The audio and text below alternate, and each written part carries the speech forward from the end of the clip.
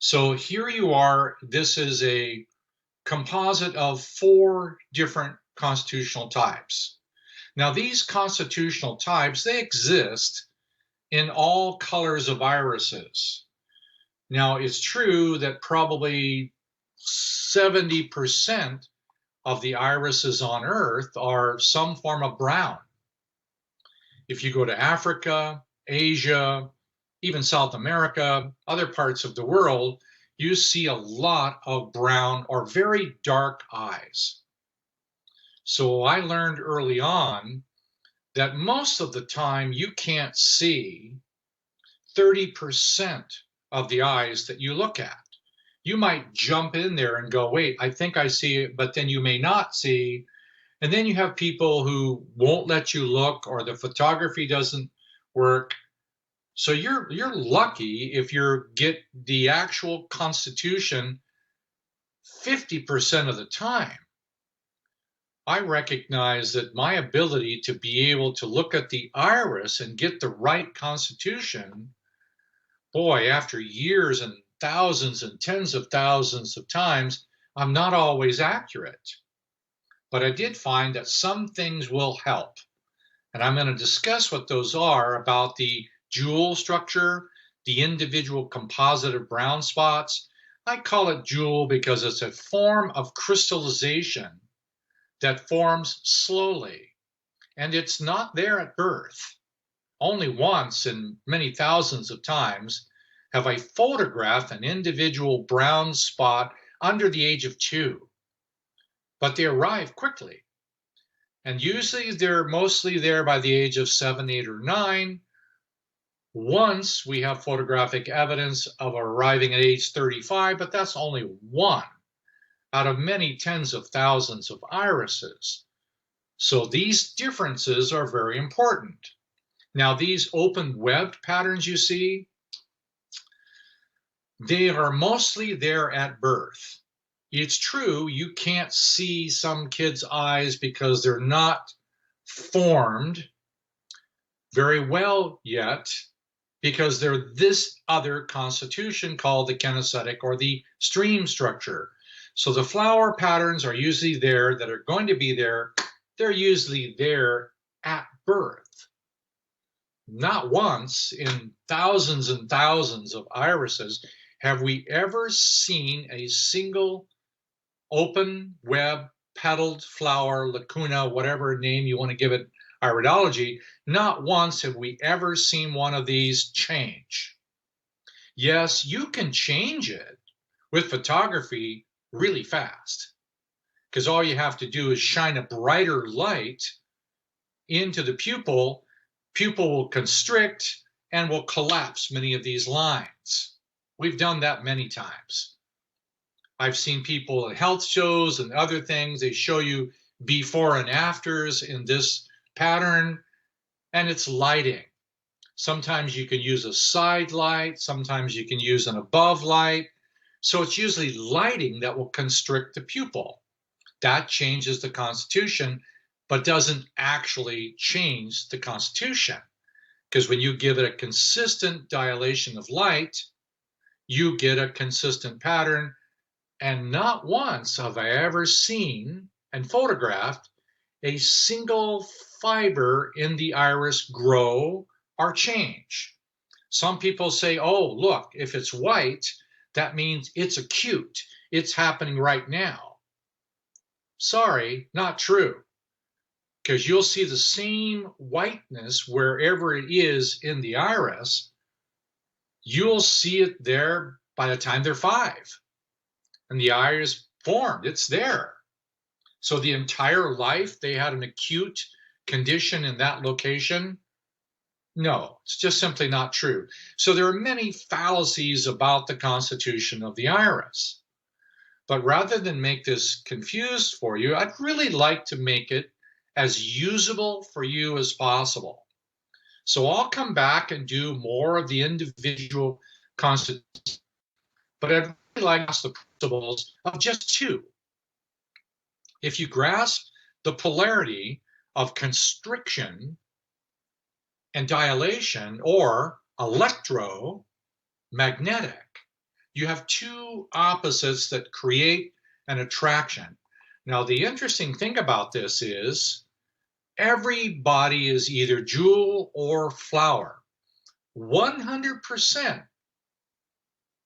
I know that's odd, but you have all four of these constitutions. I do, you do, everyone does. Now, we have a tendency to have more of one or the other. So everybody has jewel or flower, shaker or stream, but particularly these two are the opposites that are the foundation of all constitutions. You're either going to be 51% more flower or 51% more jewel, but you're going to be jewel or flower. Every single one of your clients that comes in is going to be one or the other. So if you can't see 30 to 50% of the irises accurately, the iris sometimes is not that useful because you can't see it. So you still want to help or guide this person for a service or a professional approach, whatever reason is that you have for wanting to get that close to another human being. You want to be able to help them 100% of the time, even if you can't see the Constitution. But you can project, or, if you will, extrapolate what the actual influences are in the Constitution. So you can determine pretty rapidly if they're jewel or flower, because they have completely different histories and completely different desires, personality attributes, and eventually you'll find out they have different body types, and so on and so on. They learn or express, they attract relationships differently, and they all have a particular ability to broadcast their family tree, meaning that the family constitution that you see here is actually a composite of family members. These individual positions, they end up being genetic, and that means they are ancestral. So all these individual brown spots that you see, they're all related to unresolved emotional patterns coming through the epigenetics of the entire family tree. Yes, there's a lot of them there. Everywhere you look, there's one. You look over here, yes, they're all there. Now, if you relate these to positions of the iris, here, let me just show you a positions graphic. Be right back. Here you are. This is the right eye. This is the left eye of the person. There you are.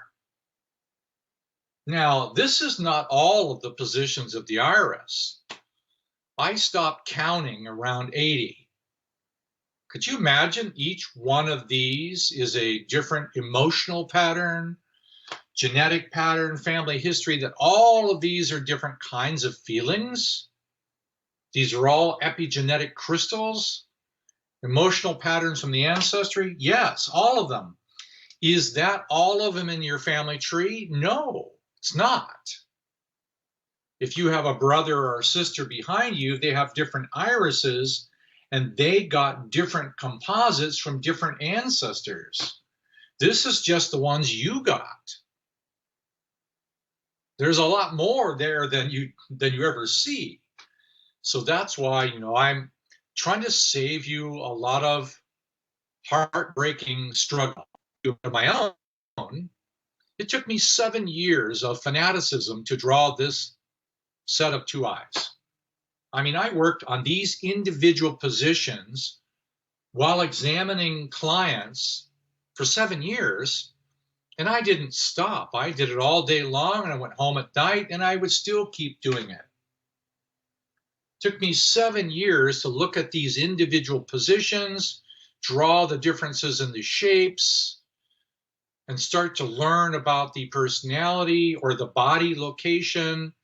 And to give you the basic body one, it's really not tough to do the body. For example, anything at the horizon line is really at the heart pattern and below. That's easy. Anything right at the horizon line is at the heart pattern and above. That's easy. So anything in the top of the iris is the top of the body. I'd say that's pretty easy. Anything in the upper lateral or outside is the upper outside. Now, if you're looking at the right eye, that means the right half of the body. Right eye, right half of the body. Left eye, left half of the body. So now if you say, well, what's this position? Well, left eye, mother side, female half of the body, right brain. We can worry about the crossing over of the brain, but left eye, lower lateral is outside or the front of the body. Lower medial is the back or the inside of the body. Did you get that? Upper lateral of the left is upper left in the front.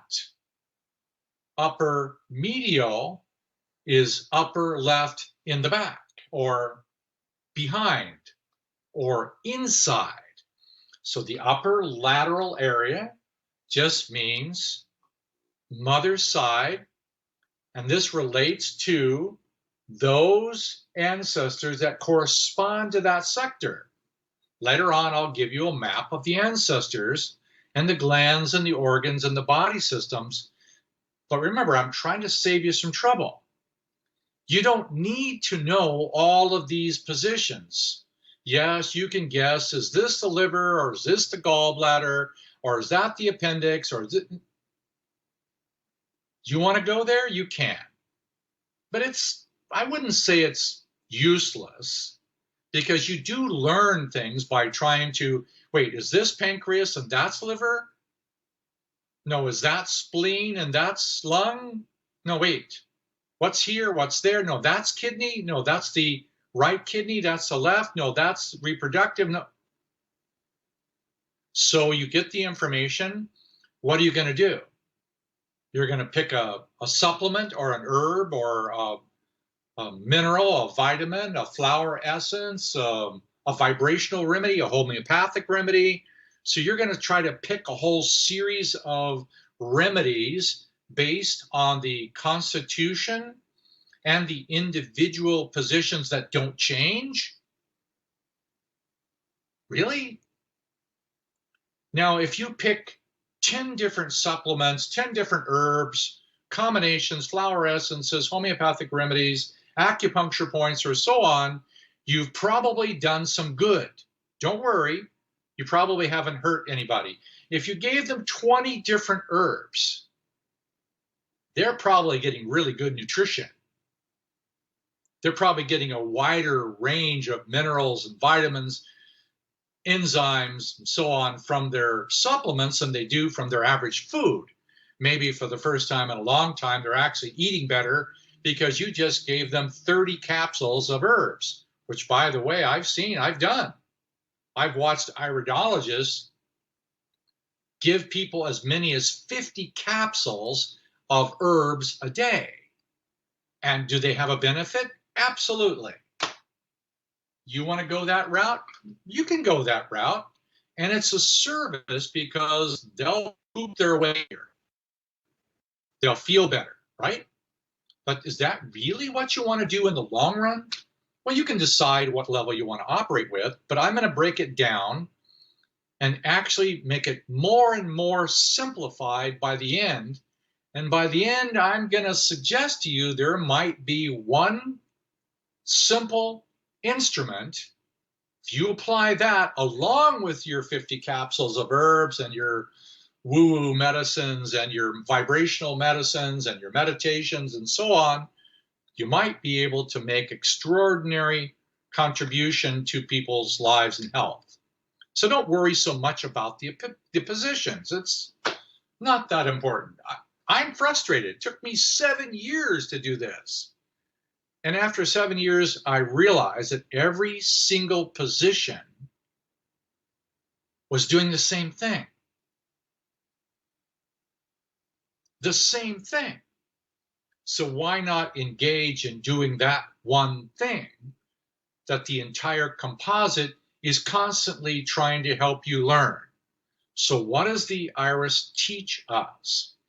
So I'm suggesting that you start with learning a lesson about the polarities. Let me show you what I mean about the polarities. We'll go there. We're going to start here.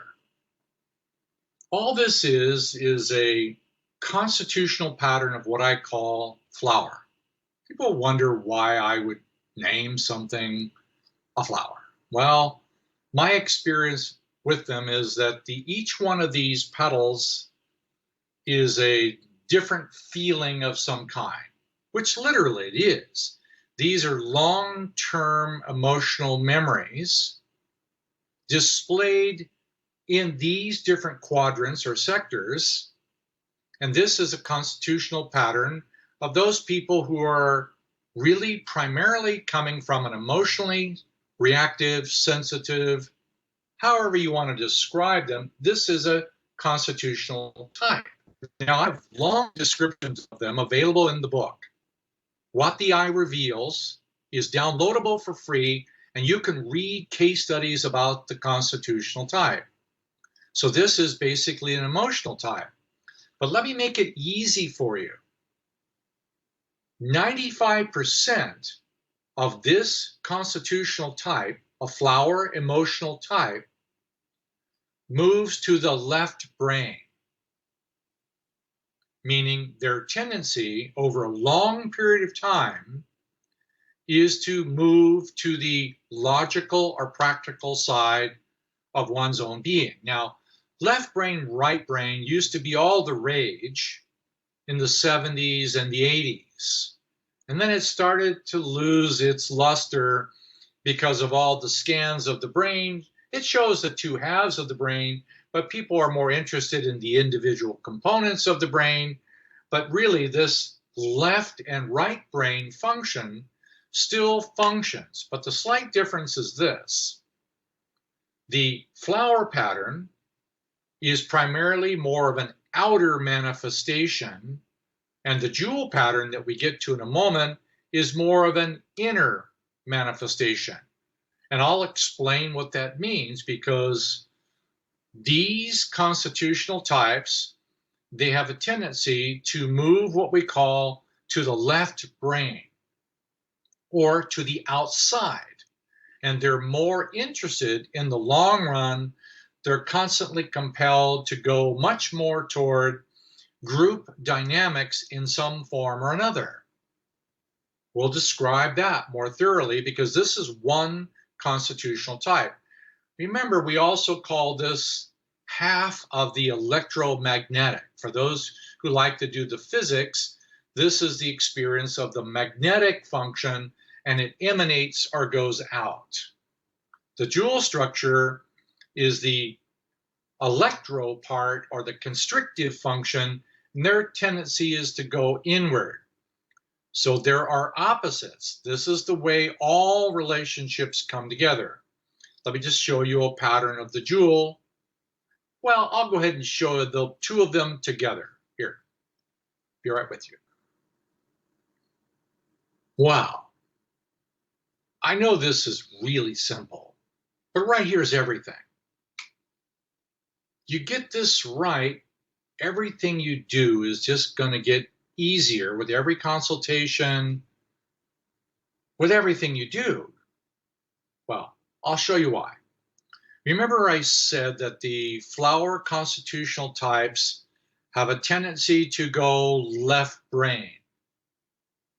Well, the jewel type personality pattern is opposite the emotional pattern, and these are individual thinking intellectual types. They're sometimes called heavily intellectual, analytical, mental. These have a tendency to complain about those. Why don't you have more feelings? I'm a feeling person. Why aren't you? He says, well, get a hold of yourself. You're always dealing with those feelings. Well, anyway, this is a relationship attraction. This is opposites. The intellectual thinking type, the jewel type, 95% of the time, they go to the right brain. Why do they go to the right brain? Well, you could say they go over there because the right brain softens, opens, allows, is creative or expressive, less constricted. You can also say the right brain is chaotic, just want to be free. So many of the jewel type analytical functions, they're looking for discovery, understanding, but they're looking for emotional freedom. And then they marry one of these. Well, the emotional type person, you see this expansive nature? Well, what they really want is safety, security. So they like organization and logic. They like boundaries. They like control. They like certainty. They like something that's predictable. Engineers, architects, there's a lot of abilities over there. Over here, teachers, communicators, discoverers of something. These are highly creative individualists. These people like the group dynamics. So you can almost think of this as a bubble inside of a box. That's how I think of flowers, is that they're feeling oriented, but they like the safety of logic and control. They're emotional, but they like logical, practical, sequential, orderly things. They don't like the chaotic experience of the abstract intellectual type, philosophers, thinkers, theologian types who just want to go to God. Usually these over here, they want to go home and count their money or be safe or secure, or they want to engineer something or build something real and practical. Now, there's lots and lots of different ways that you can describe these two types. You can read about them in the book. There's lots. But the real helpful part is you have both of these parts. Which one do you use most? Now, what you don't see is the constitutional pattern of the flower pattern is usually epigenetically connected to the father's family. So 90 to 95% of the flower types are going to be getting their unresolved emotional content primarily from their father's family. Now, the mental thinking analytical types, 95% of the times, they're getting their information from the mother's side of the family. So we can describe what that means later, and then you'll end up with a series of types of symptoms.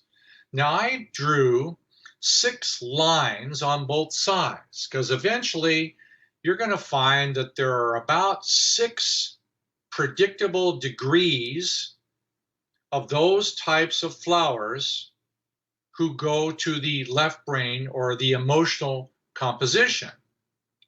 You're going to have different types. You'll have a flower type, for example, that is emotionally oriented and physically aggressive, athletic, or powerful. And then you're going to have those that are the civic-oriented, body-aware, physical healers, doctors, lawyer types. And then you're going to have those who are organizational functions. They put together companies, or they want to organize something larger. Or then you have the global types.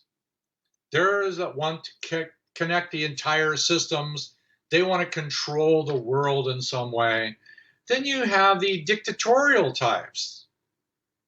You have the arrogant, capable dictator, Hitler, Mussolini, Genghis Khan. You can see people who want to rise to the top of the world. All kinds of other descriptions of that.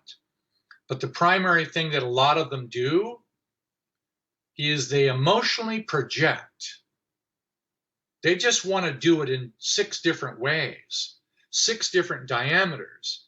They either want to project in a very small action, which is my body against your body.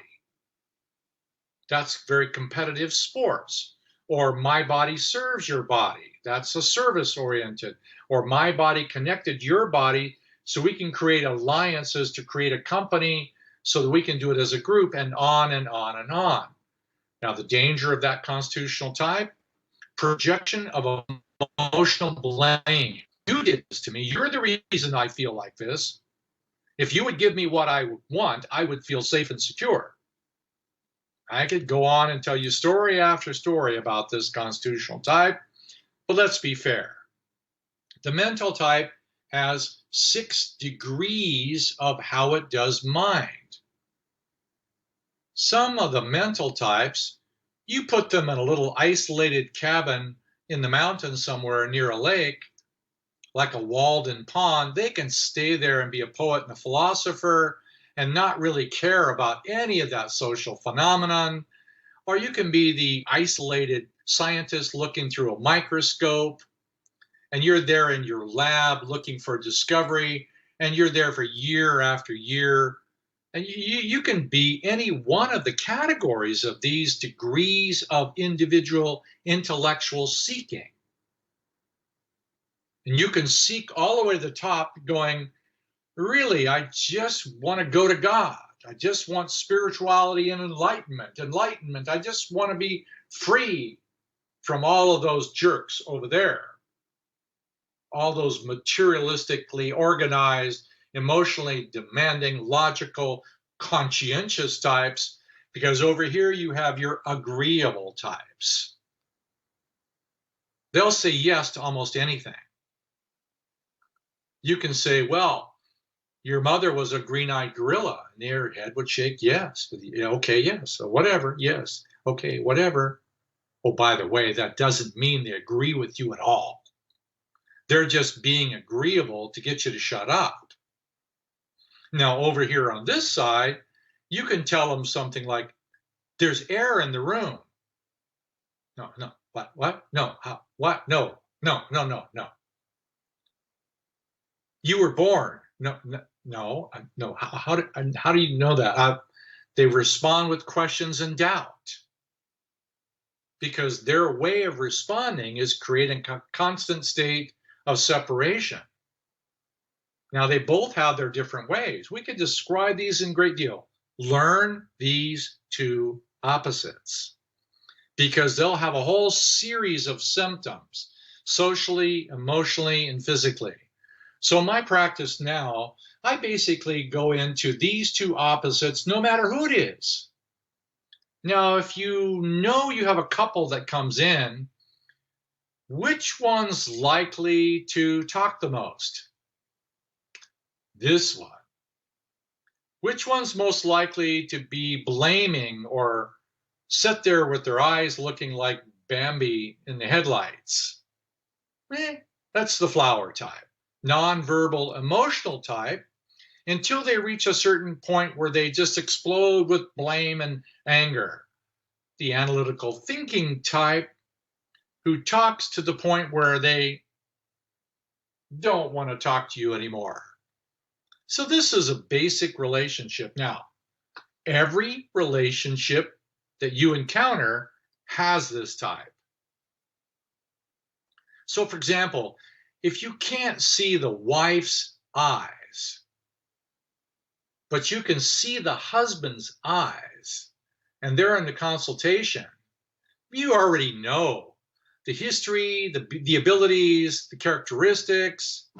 Now, the way that most jewels go to the right is because they want to go away from pain or authority with men or father. Yeah, jewels have authority issues. Flowers want to be the authority. They want to be the dictator, and they go, no, I'm not going to be with a dictator. It's a common pattern. All the relationships, we can describe all the combinations of relationships, but you always have these opposites. If you look for these opposites and you basically explain, like, for example, if you have an analytical thinking man and his wife's not in the room, you can describe her accurately. What would you say? Well, she's a feeling-oriented, emotional person who has a fear of abandonment and separation, likes safety and security. You can describe it for an hour, and she's not in the room. Now, I promise you, this works. People say, wow, you're an amazing psychic. I go, no, I just know the opposites. And if you have a man who's emotionally oriented, reactive, and blaming, he's going to go to the left brain by pushing off of mother and women. He's going to have an anger pattern with his own mother. How is he going to feel about women? How is he going to feel about his first child, who is a daughter? Yes, it goes right down the family tree. So if you have a man who's angry at his mother and he's moving left brain, who does he marry? A jewel woman, hurt and bitter about her father, moving to the right brain, and they meet right there and they do this kissy thing because they're, oh, you're so perfect. And then they stimulate each other's opposite patterns. Because why does the flower move over to the left brain? Because of one feeling. That's pretty cool. Why does the jewel, through all this intellectual process and all of the painful relationships with men and authority, why do they move to the right brain? Because one unresolved issue. If you know these unresolved issues, you can describe why the angry man is angry to his wife, or vice versa. And they're not even in the room. The question is, are you going to look at the symptoms? What are the typical symptoms of a flower going to the left? Well, guess what? It turns out to be inflammatory. It turns out to be some form of tension or control. And oftentimes that leads to high blood pressure and all kinds of physical symptoms, and a heart attack or a stroke, or it leads to specific kinds of symptoms. The same thing is true for the jewel, but they usually go cold. And that affects digestion in a particular way. They cool down the body. They can't animate. Then they go into emaciation. And then oftentimes they're the side most likely to slowly die of chronic disease or cancer. These are opposites. They're everywhere in the world. They're not just related to what you eat or what country you live in. These patterns are everywhere. Do you need the emotionally expansive fire side of your being and the ability to work with outside people and groups? Absolutely, everyone does. Do you need the inward aware capacity to have empathy and to be able to comprehend and change and create metamorphosis? Do you want this side? Absolutely. This is an important part of your right brain and your left brain, and the two halves of your masculinity and femininity meeting. Now, the interesting part, each one of these points is a different gland, organ, and body system. Yes, you can do herbs and vitamins and minerals and colors and flower essences and homeopathic or Ayurvedic remedies or Tibetan remedies or Chinese medicine for all of these or these. And yes, do that. Because the first responsibility that you would have in this constitutional type is stabilize the body. It simply means keep them alive. Now, I don't mean to exaggerate this, but somebody comes in and they're bleeding. They don't need a lecture about nutrition. You stop the bleeding, right? That's obvious. So if somebody comes in with a noticeable physical problem and it's outside your own expertise, send them somewhere to get the work that they need. Save the body. Stabilize the body. Now, the cool thing is that the easiest one to work with is going to be the body. Now, it's also, in the long run, the most confusing and most addictive. So yes, you can have vitamins, minerals, supplements for the juice, and you just give them the right supplements. All they have to do is just take it. They don't have to do anything. They just have to consume what you're giving them, and maybe you give them a suggestion not to consume as much alcohol or sugar as you would normally expect. You give them an idea of what they might manage about their emotional reactions or their analytical aloofness. You might give them some emotional suggestions that would help their body assimilate. You might give them those things, but always keep them alive. Give them the things that they need physically. And if you don't know how to do that, send them off to a nutritionist or somebody who can do that part of it, or a really good herbalist. Stabilize their body chemistry, get them on the right biochemical program that would give them the greatest opportunity for polarity stability. Because the body has a tendency to want opposite patterns, acid, alkaline. All these opposites, yin-yang functions, need to be integrated in the physical body. So if you do that much, you're doing a service. Because now, after that equilibration, comes another level where you can start dealing with the emotional or the mental things that they need to potentially address while they're now balancing out their physical body polarity chemistry. You're going to give them some suggestions about their jewelness or their flowerness that will enable them to comfortably progress. And higher and higher and higher. There's going to be degrees of this. And I have a suggestion when we get to the therapy section about how to do all of this. So learn jewel and flower opposites. Use it with every client because it's there, whether you see it or not. And you're going to be glad if you look in that eye and it's totally brown and you can't see anything. You're going to be really glad that you can see these opposites. Now, some of the other ways of seeing these opposites, I'm suggesting there's a couple of very simple key things that you can look at. You can look at the eyes. Yes, you're going to look at the eyes, but you can see which eye is more closed or which eye is more open, and you're going to start to look at which way they went. Did they go to the right? Well, their right eye is going to be more closed as they go to the right brain because they're cutting off male side of the body and the brain as they go over to the right brain. Now, if you do the opposite and the left eye is more closed and they're going over to the right side of the body, they're going into the left brain, you're going to see polarities. Yes, I know that's a lot, but it's very easy.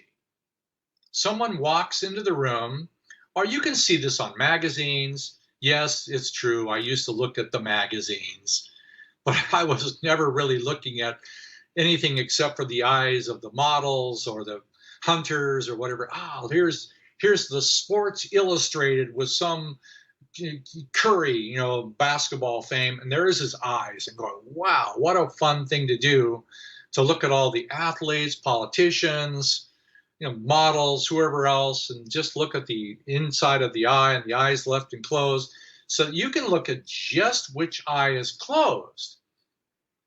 and you're going to be right 90% of the time, at least. Here, let me show you an example.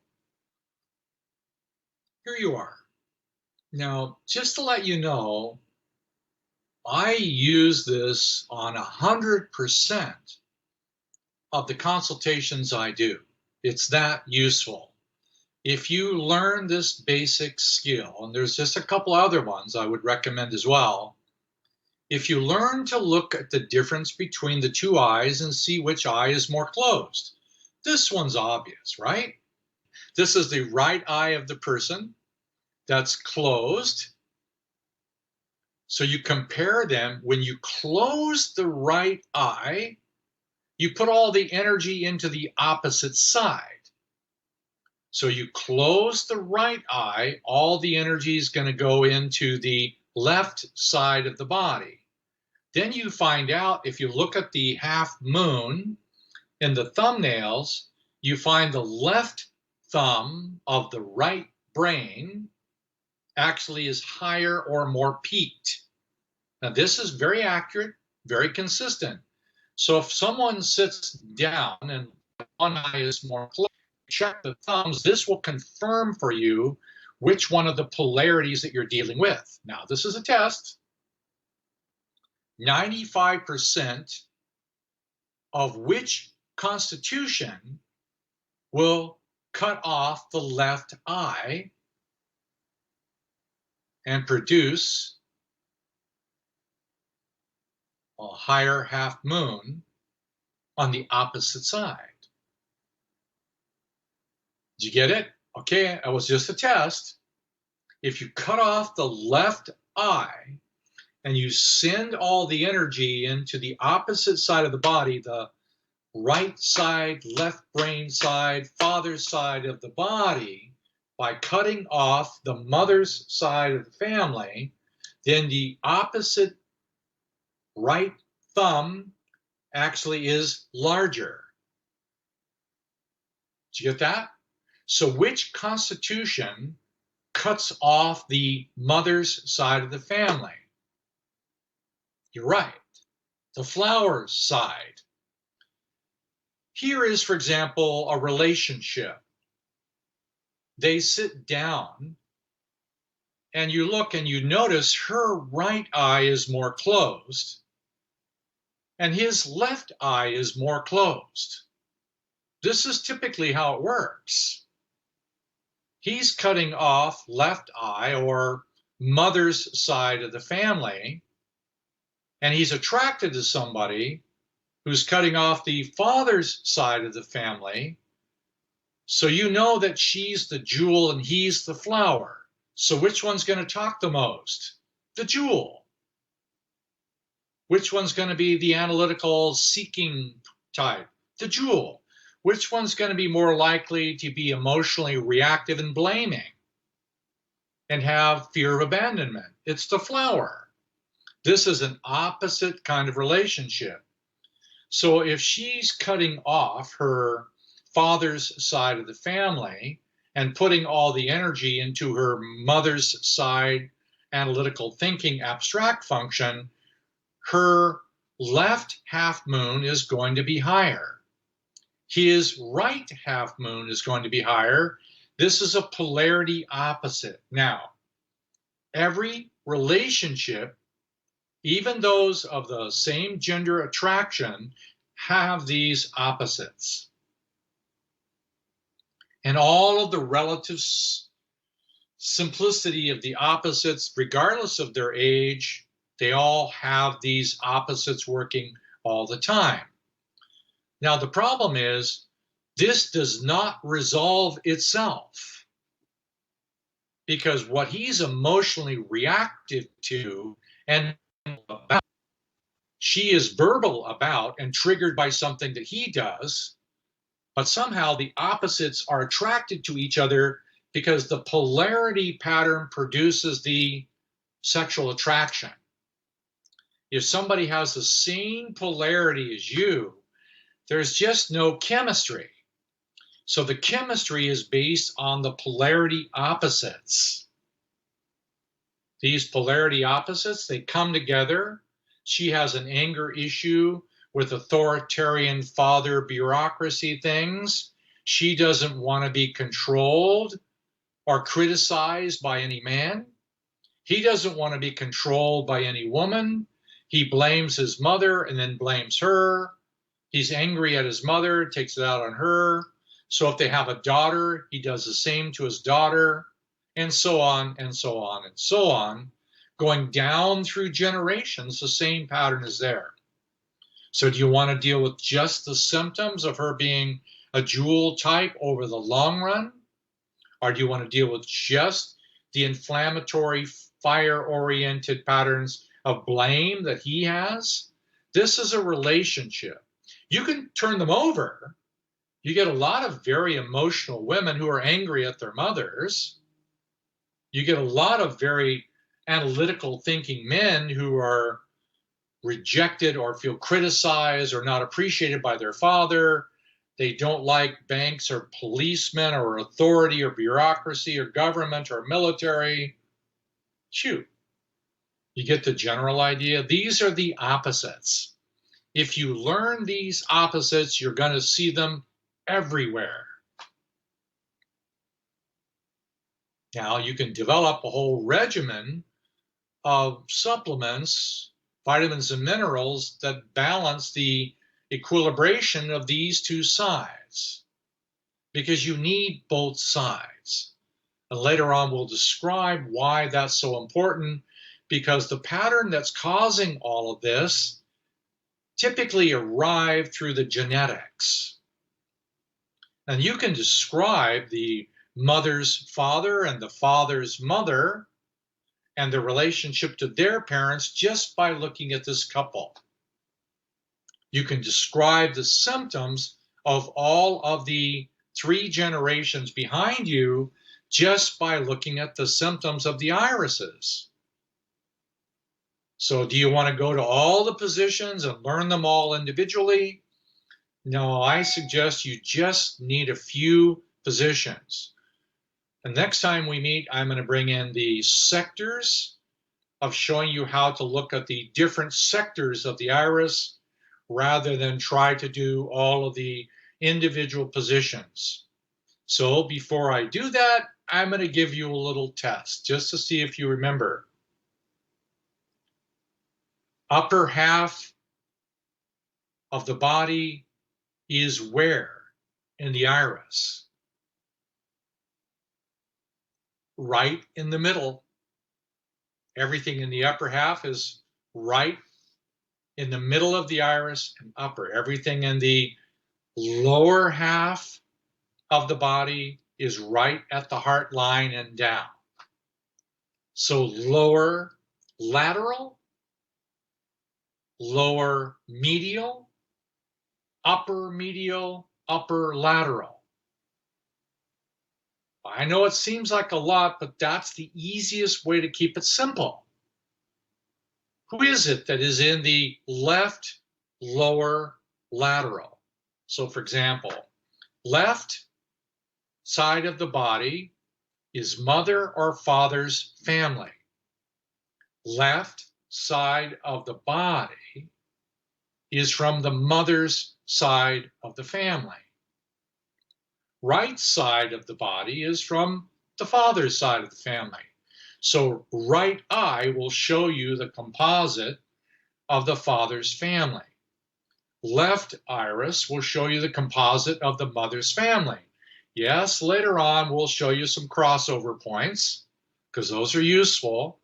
So if you're going to talk about I have a symptom on my lower left quadrant.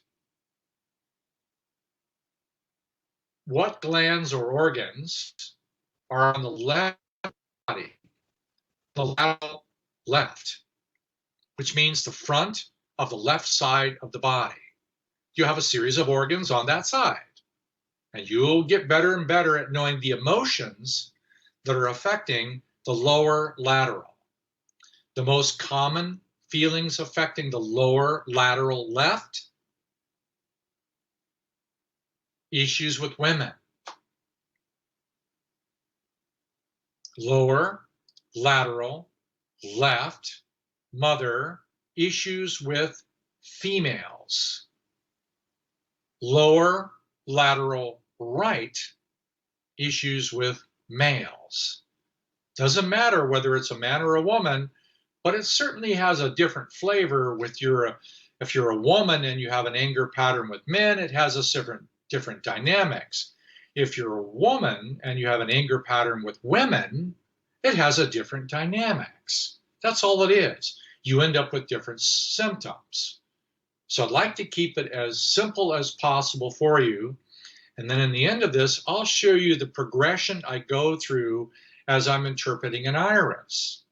Now, we haven't really gone there, and we will soon go to the body types and the birth order, because you're going to find that you have specific birth order patterns that go to the left or go to the right. You have certain birth order patterns that are connected to the father's family or birth order patterns that are connected to the mother's family. It's very consistent. So then you'll have a body type of those who go yang, bigger body type, or those who go yin, more narrow or thin, smaller body types. You'll be able to look at the body type, look at the irises, check the thumbs, and do a consultation. I know it sounds like a lot, but you came here to learn something.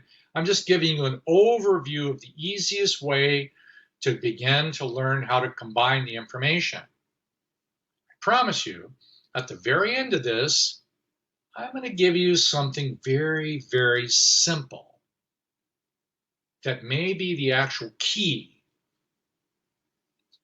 I'm trying it. You can try it too.